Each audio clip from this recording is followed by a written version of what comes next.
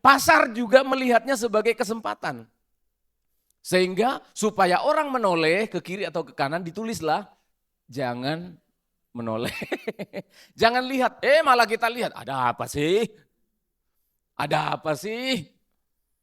Rasa kepingin tahuan dari manusia itu membuat dirinya melanggar apapun.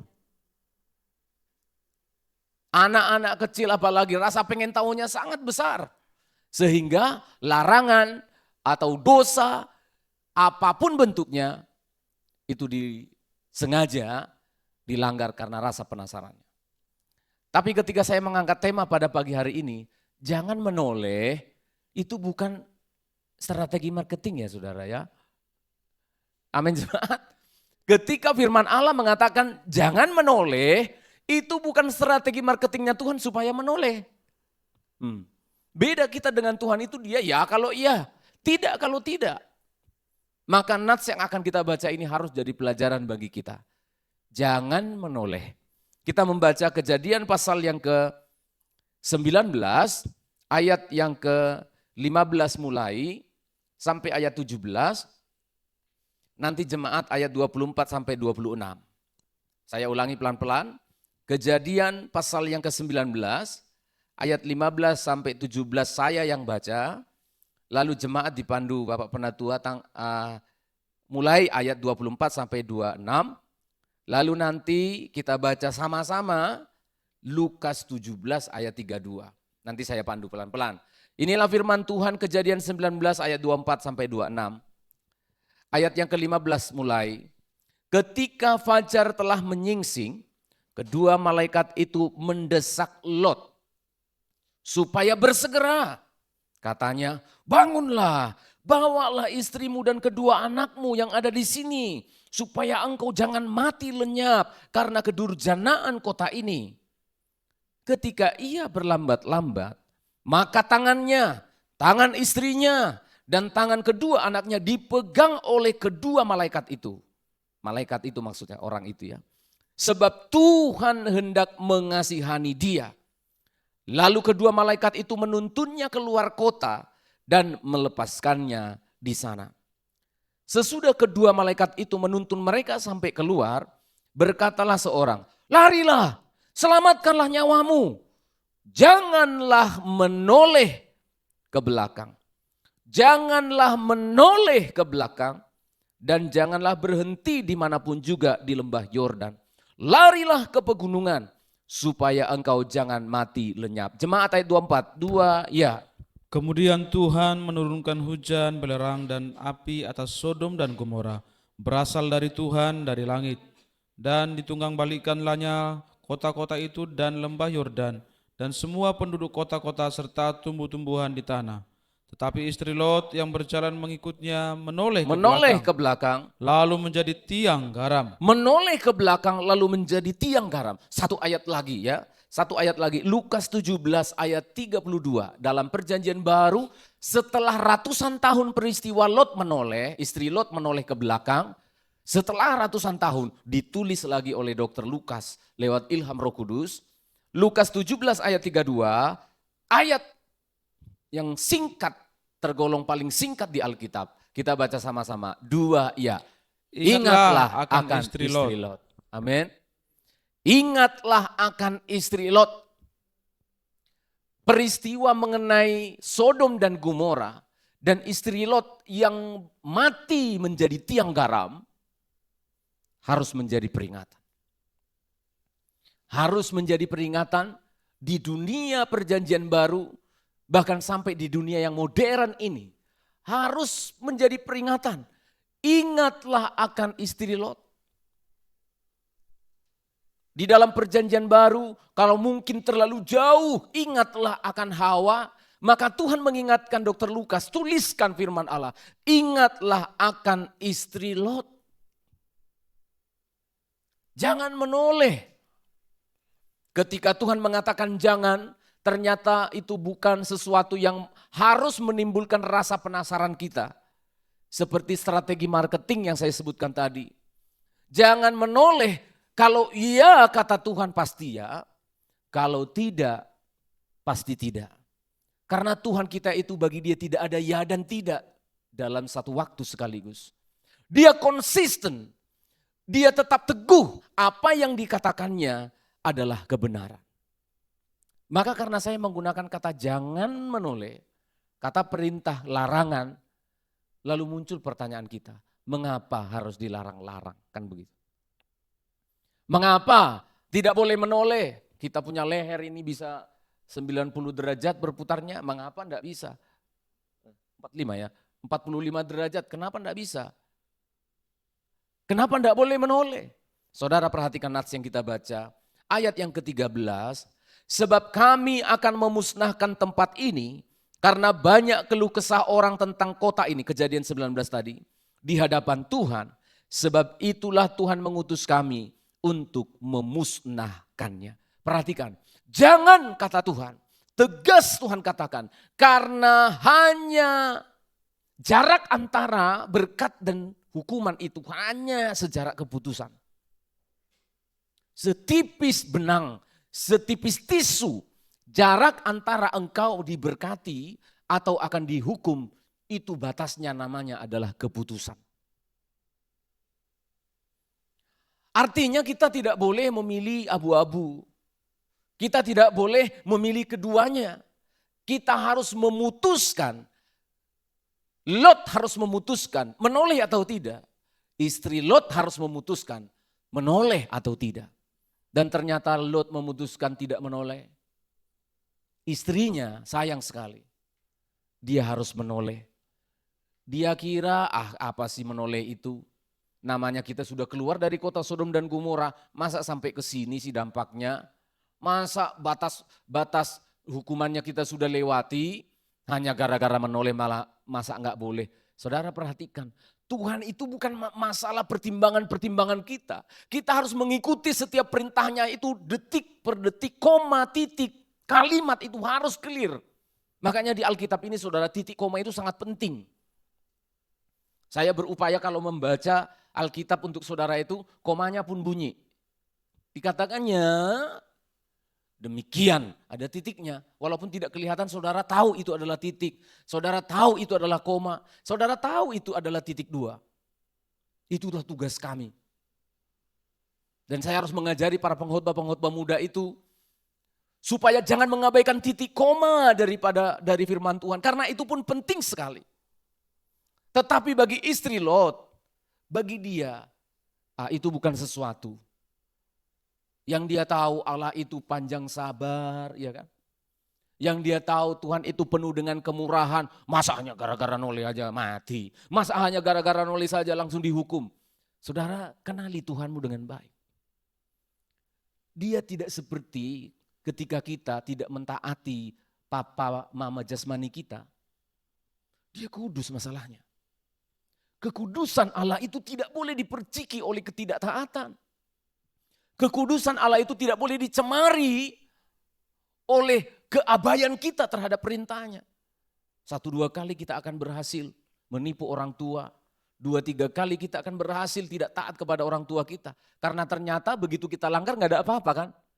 Orang tua itu ya sudahlah tadi aku ngomong itu. Kalau kamu nanti gak pulang jam 10, kupukul kau ya. Dia ingat itu, kupukul kau ya, akan kucoba sih. Ya kan, strategi marketing kan. Akan kucoba dulu bapakku ini, bener enggak? Aku pulang jam 10 lewat 10. Udah dilihat bapaknya kan? Kan sudah ada di TikTok, udah dipegang-pegang gini. Penggaris atau apa, sendal atau apa. Begitu anaknya ada, apalagi anak perempuan ya. Kalau kita bapak-bapak, anak kita perempuan udah pegang sendal. Ya, udah kita bilang sama istri, aku konsisten. Aku akan pukul dia. Tunggu aja. Ya, istri kita udah iya kan. Udah dibawa juga balok sekalian kan. Ini saingan di rumah ini, cewek satu ini kan pikirnya kan. Pukul anakmu itu kan. Begitu anak kita datang, udah dibilang jangan pulang malam-malam, masih pulang malam-malam. Anak kita yang perempuan gini, iya kan, masuk aja dia. Enggak jadi mukul. Enggak jadi mukul. Maka dalam pikiran anak itu berhasil. Berhasil. Diulang lagi. Jangan kau bikin gitu sama tuh. Hancur kamu. Rusak kita. Istri Lot merasa bahwa Allah itu panjang sabar, tidak mungkin Sodom dan Gomora yang begitu maju, tidak mungkin aku orang yang mengikut Tuhan, orang yang benar, kalau aku melawan sekali-sekali perintah Tuhan, tidak apa-apalah. Saudara perhatikan, saya pengen agar kita memahami panjang sabarnya Allah dengan baik. Kita melihat ketika Sodom dan Gomora ini akan dibinasakan, Allah itu sudah mengutus. Perhatikan panjang sabarnya Allah. Panjang sabarnya Allah itu bukan tanpa batas. Saya ulangi ya jemaat ya. Allah itu betul panjang sabar, tetapi bukan tanpa batas. Catat itu baik-baik. Kalau panjang sabar Allah tanpa batas, maka dunia ini tidak akan pernah kiamat nanti saudara. Nggak akan pernah kiamat. Karena panjang terus. Kalau kita mengartikan panjang sabarnya Allah berarti tidak ada batasnya, maka kamu akan mempermainkan nanti panjang sabarnya Allah itu. Dengan mengatakan, besok masih panjang kok sabarnya. Bukan. Panjang sabar yang dimaksudkan oleh Allah di sini adalah panjang sabarnya lebih panjang dari kamu. Ya, bukan tanpa batas. Tapi panjang sabarnya melebihi panjang sabarnya manusia. Itu dia. Kota Sodom dan Gomora, saya singgung sedikit saja. Kota Sodom dan Gomora itu sudah betul-betul rusak benar seperti yang terjadi pada Kejadian pasal 6. Ini pasal 19, pernah kejadian yang sama. Pada pasal 6, zamannya Nuh, manusia itu hidupnya mengerikan. Mengawinkan sembarangan. Sembarangan mengambil pasangan. Akhirnya apa yang terjadi? Raksasa-raksasa pernah muncul di dunia. Karena pernikahan yang salah. Raksasa-raksasa muncul di dunia, akhirnya raksasa-raksasa menguasai dunia waktu itu. Tuhan bilang ini bahaya. Berbahaya kalau raksasa-raksasa, populasi manusia yang kuciptakan akan hancur. Bumi akan rusak oleh raksasa-raksasa. Akhirnya Tuhan bilang apa? Nuh, bangun bahteramu, karena bumi ini akan musnahkan. Panjang sabarnya Allah tetap ada. Nuh berkhotbah selama 120 tahun. Umurnya manusia berapa? Nuh berbicara tentang firman Allah. Begitu sabarnya Allah mengingatkan, tapi enggak didengar. Tapi batas kesabaran Allah harus berhenti. Kenapa? Kalau tidak dihentikan, bumi ini punah saudara. Punah. Orang-orang raksasa itu akan memakani manusia karena enggak ada lagi makanannya. Mengerikan saudara pada waktu itu. Orang raksasa-raksasa muncul di bumi. Dan banyak ditemukan fosil-fosilnya kan. Dan itu pernah ada. Allah harus menjaga rencananya atas dunia ini supaya berjalan dengan baik. Karena perhatikan, ketika ada penyimpangan seks, maka genetika itu akan rusak. Akan menghancurkan populasi manusia. Itu dijaga sama Tuhan. Nuh dibinasakan, keturunanmu nanti akan melanjutkan Sem, Ham, dan Yafet. Makanya kita ada. Kalau itu enggak dipunahkan oleh Tuhan, enggak tahu bumi ini bentuknya loh. Waduh, kita enggak tahu bumi ini bentuknya. Tetapi kemudian pada pasal 19 muncul lagi di Sodom dan Gomora dengan gaya yang berbeda. Kalau pada kejadian yang ke-6 disebutkan mereka memilih istri sembarangan. Tapi kejadian 19 Lot. Di Sodom dan Gomora bukan laki-laki melihat perempuan ngambil istri. Tapi laki-laki dengan laki-laki. Sodomi, kata Sodom dan Gomora, sodomi. Laki-laki dengan laki-laki. Emang ada apa Pak? Perempuan dengan perempuan. Loh saudara enak-enak aja ngomong gitu. Kalau hal itu dibiarkan oleh Tuhan, saya tidak bicara dosa. Ini saya bicara tentang panjang sabar Allah. Pasti dosa. Tetapi saudara tahu enggak? Bayangkan di Sodom dan Gomora itu, ada 3 tamunya Lot, malaikat itu dalam bentuk manusia. Menunjukkan teofani, penampakan diri Allah malaikat jadi manusia, 3 orang masuk ke rumahnya Lot. Kan anaknya Lot ada 2 perempuan, gadis-gadis tulen. Bayangkan saudara, lihat. Setiap ada orang baru masuk di kota itu, mereka seperti kesetanan. Lihat laki-laki. Mereka buru 3 orang itu. Lot, kami lihat ada 3 orang masuk di rumahmu. Keluarkan dia, kami mau pakai dia. Bahasa Alkitab, kami mau pakai dia. Ya mau diperkosa, saudara. Sampai Lot bilang apa? Janganlah begitu saudara-saudara, itu tamuku. Ini ada 2 anak gadisku, bayangkan. Ini ada 2 anak gadisku, ini silakan kau berbuat sesuka hatimu. Enggak model lagi laki-laki dengan perempuan. Enggak mau lagi laki-laki dengan perempuan. Seram saudara, saudara baca itu ya. Kejadian 19 itu secara lengkap, saudara akan tahu khotbah ini. Mengerikan saudara. Jadi jangan dibilang Allah itu jahat sekali kok sampai membinasakan. Bukan, kamu enggak lihat apa yang penting di sana. Bayangkan mereka, kami enggak mau, kami mau laki-laki sini. Dan mereka selalu memperlakukannya itu di depan umum. Sodom dan Gomora itu, mohon maaf ya. Saudara pernah lihat, ini jemaat dewasa semua, pernah lihat anjing enggak sih? Pernah lihat anjing? Anjing menikah. Oh bukan menikah ya? Oh, pernah lihat anjing kawin? Ya? Seram enggak saudara? Laki-laki dengan laki-laki. Dan itu dipertontonkan ganti-gantian. Biasa saudara. Seram saudara. Dunia ini kita bersyukur Indonesia dan dunia masih sembunyi-sembunyi. Tapi kalau coba nanti itu LGBT itu sudah umum, sudah nggak ada larangan lagi. Habis dunia ini. Apa yang terjadi kalau laki-laki sudah tidak suka perempuan? Perempuan sudah tidak suka lagi laki-laki. Apa yang terjadi? Yang terjadi adalah kepunahan secara total populasi manusia. Karena sampai dunia terbalik, laki-laki tidak bisa melahirkan. Amin saudara, paham? Kalau itu dibiarkan Tuhan, maka populasi dunia akan habis lenyap, mati-mati begitu aja. Dan tidak akan ada lagi keturunan-keturunan yang melanjutkan rencana Allah di dunia ini untuk keselamatan. Kesabaran Allah ada batasnya. Batasannya adalah ketika engkau sudah ingin merusak rencana Allah, maka engkau akan dihentikan. Kalau engkau sudah ingin menghentikan pekerjaan Tuhan, engkau yang akan berhenti. Engkau tidak akan pernah bisa menghentikan Allah. Kita tidak akan pernah bisa menghentikan rencana Allah. Maka Sodom dan Gomora harus dimusnahkan. Kalau tidak, pindah nanti tabiat-tabiat itu ke Filistin, pindah tabiat itu ke Israel, pindah tabiat itu dan akan menular. Saudara lihat, saya bukan anti demonstrasi. Itu hak konstitusional semua negara, semua manusia. Kita juga punya hak. Kalau orang demo kita di sini contohnya ditutup nggak boleh beribadah, kita akan demo ambil kertas kecil-kecil. Bebaskan kami, bebaskan. Loh iya toh, saya tidak menghalangi. Tapi saudara tahu, kalau sudah demonstrasi disusupi dengan kejahatan, kebencian, iblis masuk di sana. Yang terjadi di Indonesia sekarang dimulai dari mana sih? Dimulai dari mana? Rusak-rusak, kobong-kobong itu dimulai dari mana? Kota kecil, namanya PATI. Kota kecil, bukan dari ibu kota mulainya.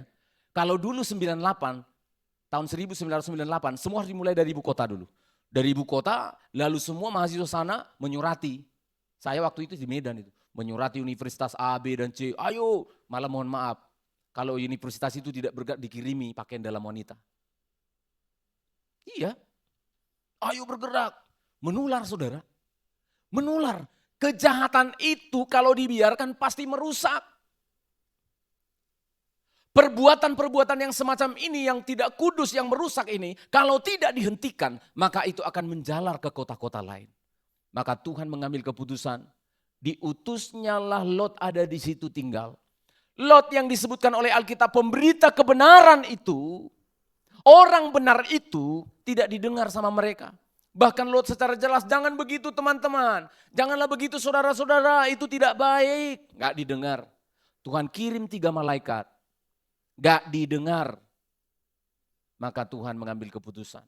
Abram, aku akan musnahkan Sodom dan Gomora.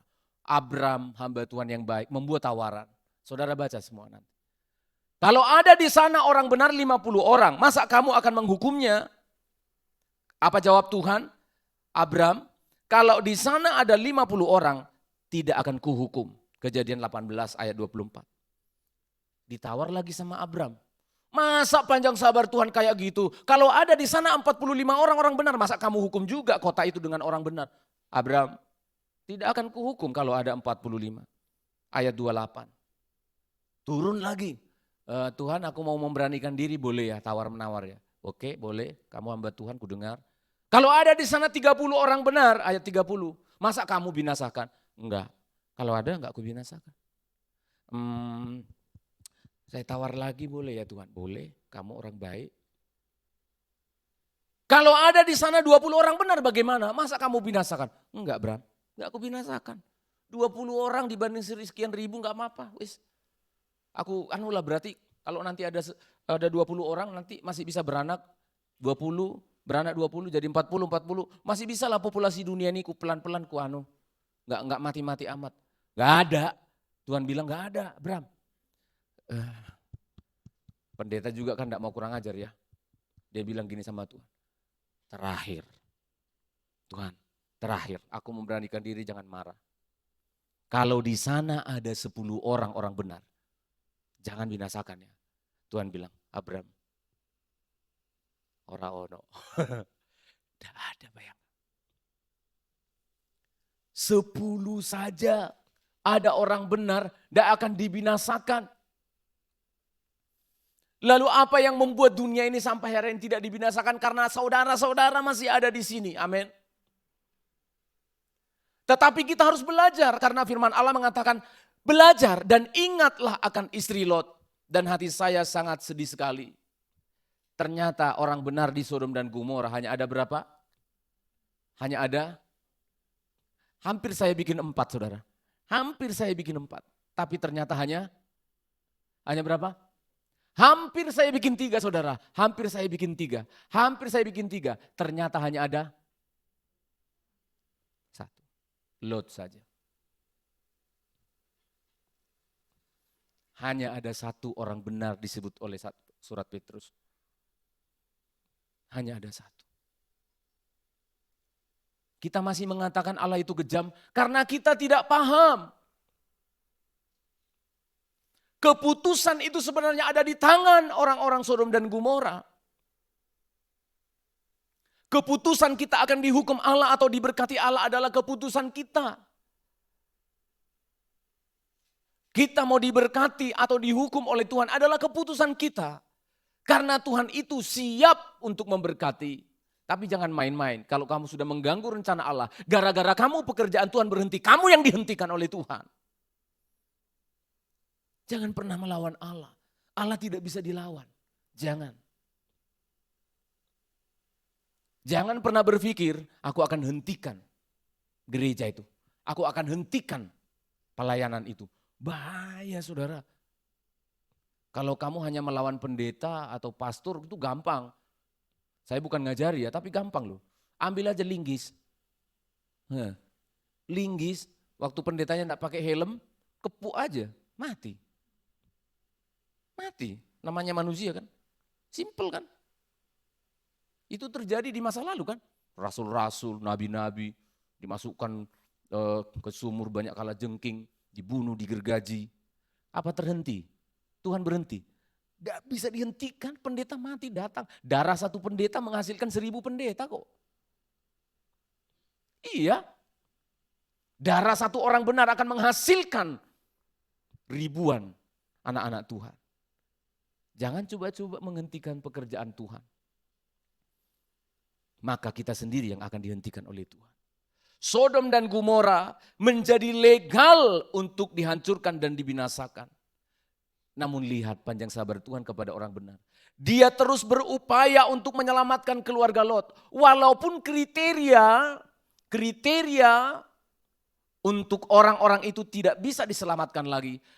Artinya ketika Sodom dan Gomora akan dibinasakan, ya legal Allah membinasakan semua termasuk Lot legal. Tapi lihat panjang sabarnya Allah. Allah ingin membebaskan Lot dari kebinasaan, dari penghukuman itu. Tapi coba kita lihat, kita sudah baca tadi ayat-ayatnya. Dramatik banget. Karena kita lihat Lot dan keluarganya Mereka terlalu santai sekali. Maka saudara lihat flyer khotbah saya, ini serius, jangan santai-santai. Coba kita membaca ayat yang ke-16 sampai ayat yang ke-17.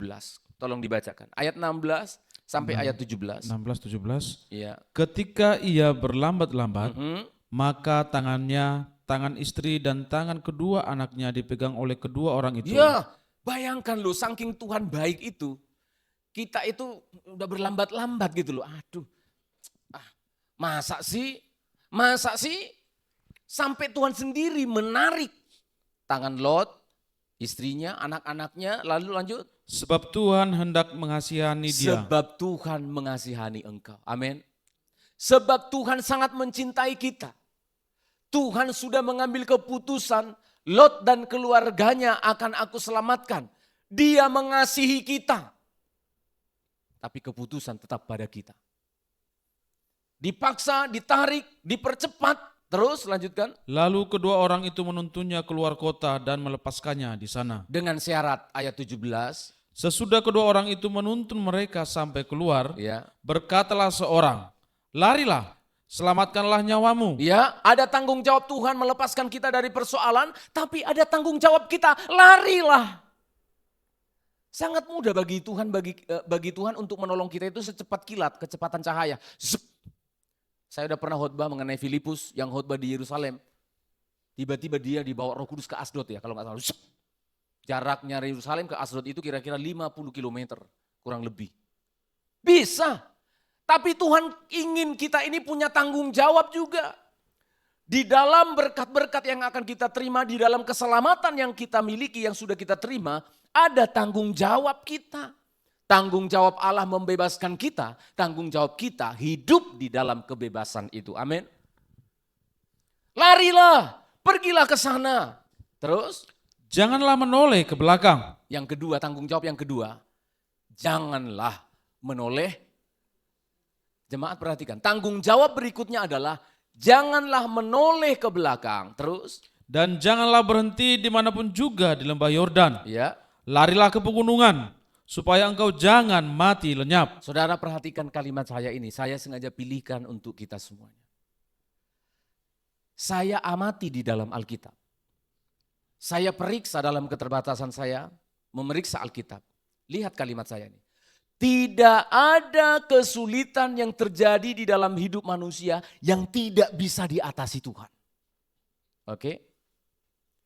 Tidak ada permasalahan yang sulit bagi Tuhan untuk menolong manusia. Tidak ada. Tidak ada kesulitan bagi dia. Tidak ada persoalan yang tidak bisa diselesaikan.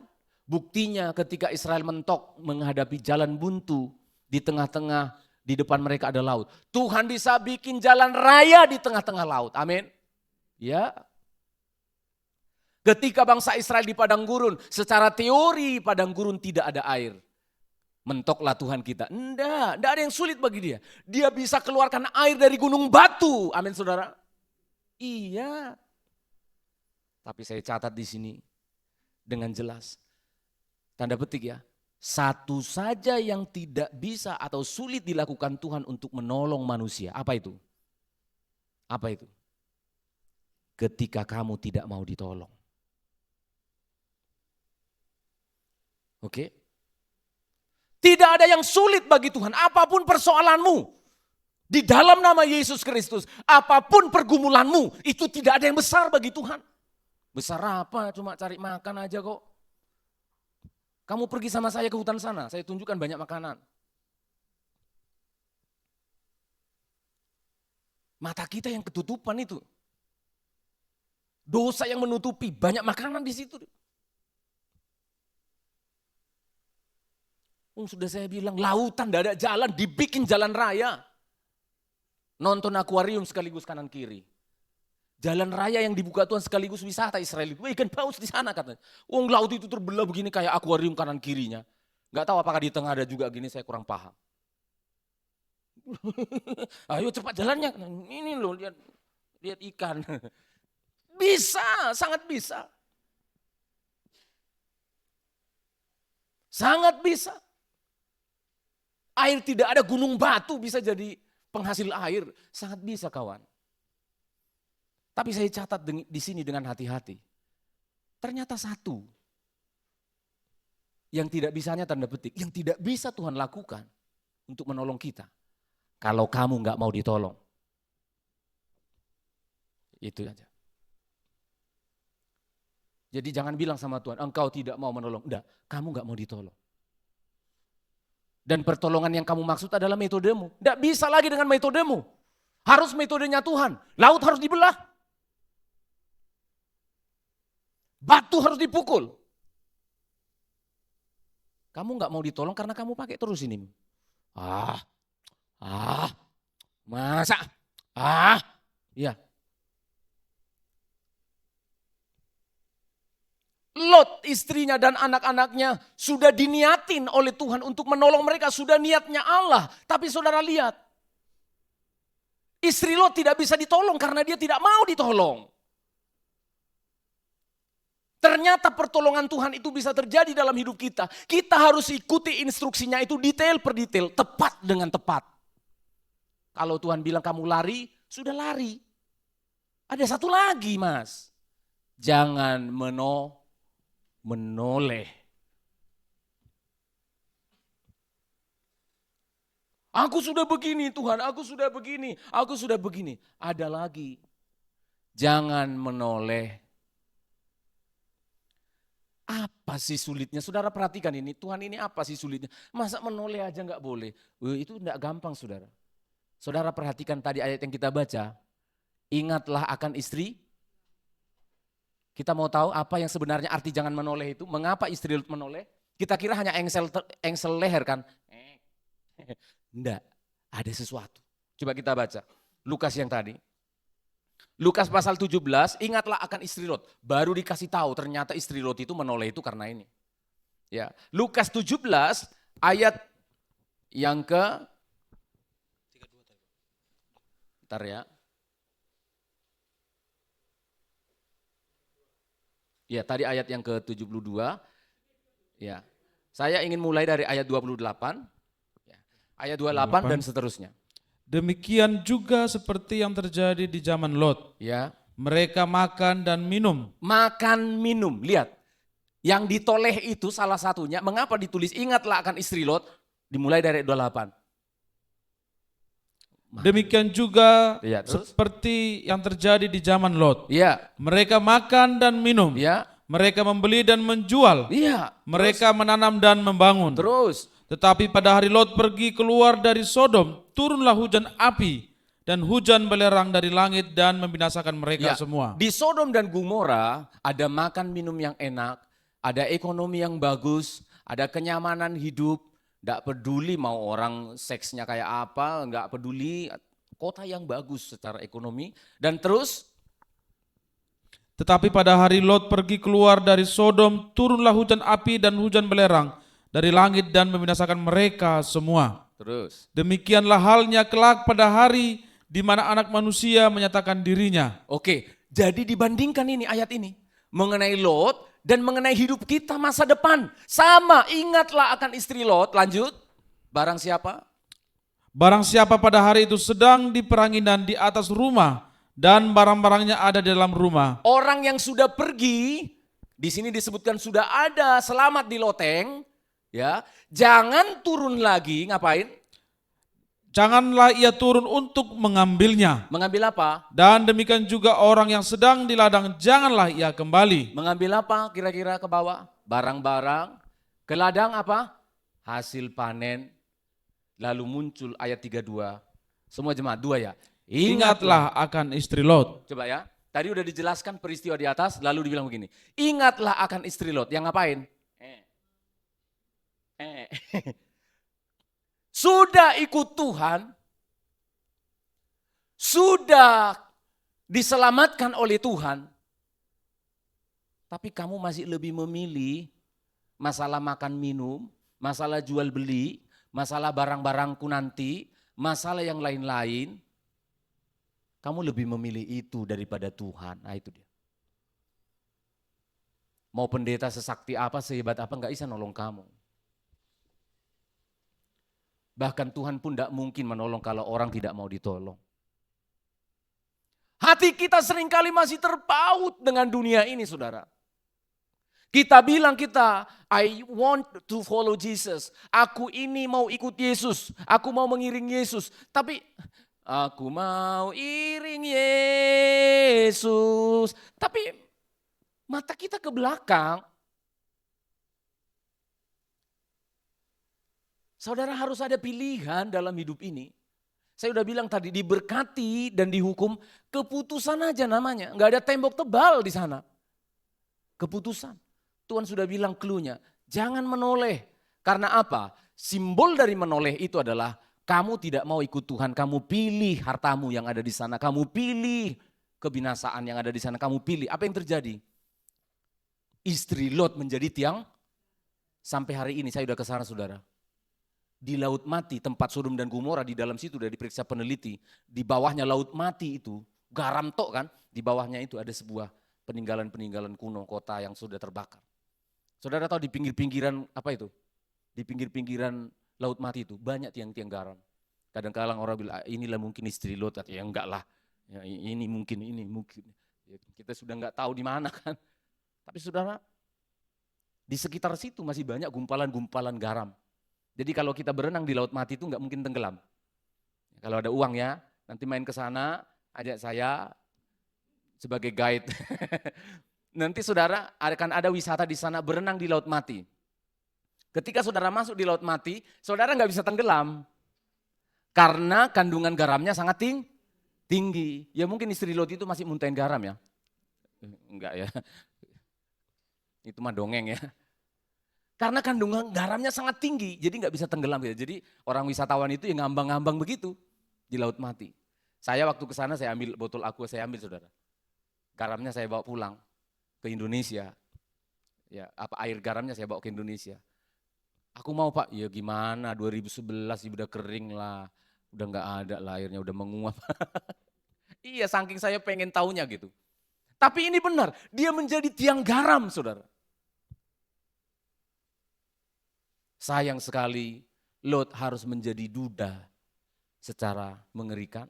Anak-anaknya harus menjadi piatu dengan cara yang sedikit saja. Batasan antara kita diberkati atau dihukum hanya sebatas sangat tipis pada keputusan kita. Dan hati saya rindu sambil bicara ini. Putuskanlah jemaat untuk memilih Tuhan. Amin. Putuskanlah untuk mentaati Tuhan. Tidak pernah rugi orang yang mentaati Tuhan. Tidak pernah rugi saudara. Tadi sudah bersaksi ya. Ya saudara siap-siap. Saya udah bilang tadi ekonomi Indonesia tidak akan semakin baik. Seluruh dunia masih sangat sulit. Kita doakan supaya makin membaik. Tapi bisa saja kita mengalami hal yang sulit seperti Pak Santo tadi. Pemberhentian hubungan kerja. Tapi saya ingatkan dia, jangan khawatir Pak Santo. Tetap ikut Tuhan, layani Tuhan. Cari makan itu memang harus kita cari. Saya bilang sama beliau, masih ada, mungkin masih bisa buktinya nanti tanya dia. Kita laki-laki adalah benteng terakhir dalam keluarga. Semua bisa lemah, istri bisa lemah melihat keadaan itu. Anak-anak bisa jadi loyo, tapi seorang kepala keluarga harus tetap teguh bukan karena tulangmu kuat, bukan karena ototmu besar, tapi karena imanmu kepada Tuhan. Nafkah tidak mungkin tidak Tuhan berikan kepada mereka yang mencintai Tuhan. Ini hanyalah sebuah kesulitan, ini hanyalah sebuah ujian yang kita harus tekuni. Jangan pernah putus asa. Ketika kita memilih Tuhan, bukan berarti, saya udah sering khotbah di gereja ini, kenyamanan adalah menjadi bagian hidup kita. Jangankan saudara, saya berulang-ulang mengalami hal yang sama. Loh iya saudara, saya udah pernah katakan, saya itu bisa menerima pada suatu saat belasan juta dalam sebulan. Itu tiba-tiba hanya menjadi sekian. Wah goncang. Goncang saudara. 2019 saudara tahu COVID. 2020, 2021 dan seterusnya. Tidak mudah. Sama kok. Saya udah ulang-ulang. Mengapa Pak Pendeta tetap bisa terus melayani. Mau terus sukacita melayani Tuhan. Tidak ada rahasianya. Tidak ada rahasianya. Matanya terus tertuju kepada Tuhan. Amin. Dunia keadaan ini bisa merobek tubuh kita. menghancurkan tulang-tulang kita sampai tidak berdaya, dia tidak bisa mengambil hati kita. Amin. Silahkan aja keadaan mau bikin apa. Kita nggak bisa ganti pakaian, silahkan. Kita sulit mencari nafkah, silahkan. Tapi satu hal yang iblis harus tahu, keadaan harus tahu. Kamu tidak bisa mengambil jiwa saya. Karena jiwa kita terus tertuju kepada Tuhan. Amin. Maka sepakatlah kalau kamu ada suami istri, Pak Santo juga saya ingatkan, kesempatan ingatkan istri. Ayo sepakat, kita lihat kepada Tuhan. Amin. Jangan menoleh ke belakang.